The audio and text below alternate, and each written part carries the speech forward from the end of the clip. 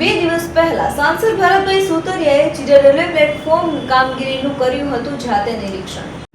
સાવરકુંડલાના જીરા railway પ્લેટફોર્મની નબળી કામગીરીનો મામલો પરિણામલક્ષી બન્યો છે।